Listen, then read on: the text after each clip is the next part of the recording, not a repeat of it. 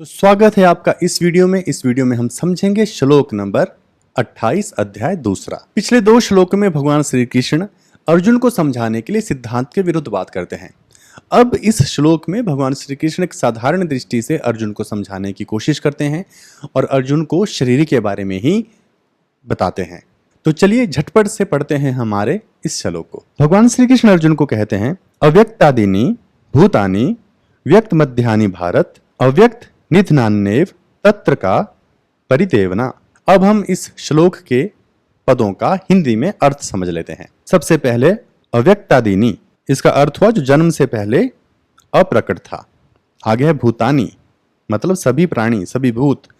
आगे है व्यक्त मध्यानि, जो बस बीच में व्यक्त था। आगे भारत, हे अर्जुन।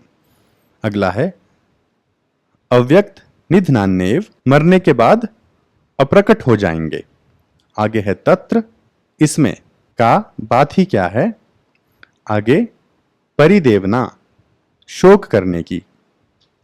तो इस श्लोक का जो अर्थ हुआ वो ये हुआ कि हे अर्जुन, ये जितने भी प्राणी हैं भूतानी, ये जन्म से पहले अप्रकट थे और बिल्कुल बीच में ही प्रकट थे, और मरने के बाद भी ये अप्रकट हो जाएंगे। इसलिए इनका शोक क्या करना या शोक की बात ही क्या है। अब यहां पर शरीरी के बारे में एक बार फिर से समझाया जा रहा है।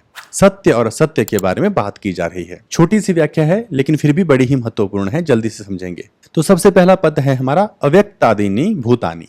तो यहां पर अर्जुन को कृष्ण बता रहे हैं कि जितने भी विषय हैं जो हमारे देखने में आते हैं, यानी कि इंद्रियों से जिसे हम अनुभव करते हैं, यानी कि ये दुनिया, ये प्रकृति, ये ब्रह्मांड भी, ठीक है, ये सब कुछ पैदा हुआ, और पैदा जब ये नहीं था तब ये अव्यक्त था। तो इसका अर्थ क्या हुआ, यानी जब भी कोई भी चीज प्रकट नहीं होती है तब वो अव्यक्त होती है, यानी कि वो आत्म स्वरूप में स्थित होती है। क्योंकि कुछ भी जब नहीं है तब वो आत्मा ही था, और आत्मा का कोई रूप नहीं है। हमने पहले भी पढ़ा कि वो अव्यक्त है, ठीक है, वो प्रकट नहीं है। तो जन्म से पहले ये सब कुछ अव्यक्त था। तो अगले पद में बात हुई है व्यक्त मध्यानि।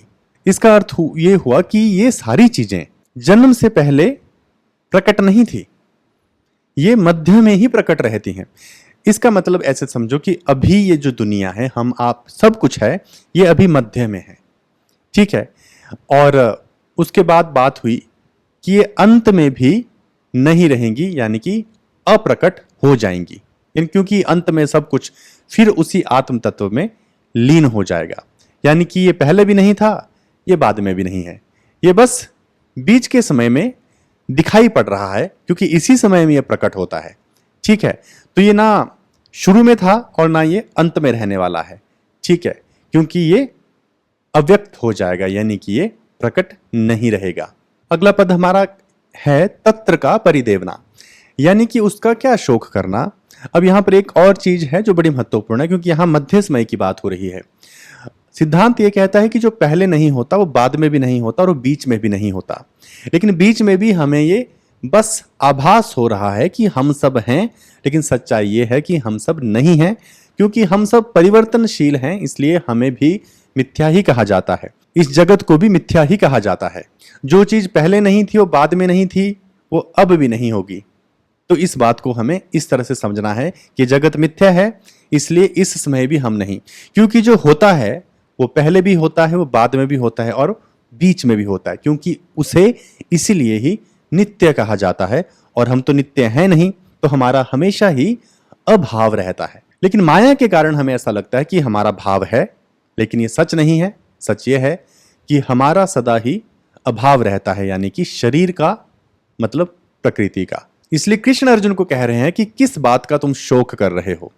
हम सब ना पहले थे, ना बाद में रहेंगे, और ना ही अभी हैं। अभी तुम्हें लग रहा है कि तुम हो, लेकिन सच है कि तुम नहीं हो। इसलिए ऐसी चीज का, ऐसी वस्तु का क्या ही शोक करना जो कभी थी ही नहीं। इसलिए तुम शोक मत करो। तो इस श्लोक का जो परिशिष्ट भाव है वो यही है कि जो निरंतर रहता है, जो नित्य है, वो तो सदा से ही है, उसका सदा ही भाव रहता है। वो पहले भी था, अब भी है और बाद में भी रहेगा, तो उसका शोक करना तो बनता नहीं। और ये जो शरीर है इसका भी शोक करना नहीं बनता, क्योंकि इसका सदा ही अभाव है। ये पहले भी नहीं था, ये अब भी नहीं है, बाद में भी नहीं रहेगा। अब तुम्हें नजर आ रहा है, लेकिन ये तुम्हारा भ्रम है। ये सब जगत एक मिथ्या है, इसीलिए तुम्हें इस पे शोक नहीं करना चाहिए। तो ये था इस श्लोक का अर्थ। उम्मीद करता हूं आपको ये अच्छे से समझ में आ गया होगा। अब हम मिलेंगे हमारे अगले वीडियो में अगले श्लोक के साथ। तब तक के लिए आप अपना ख्याल रखिए।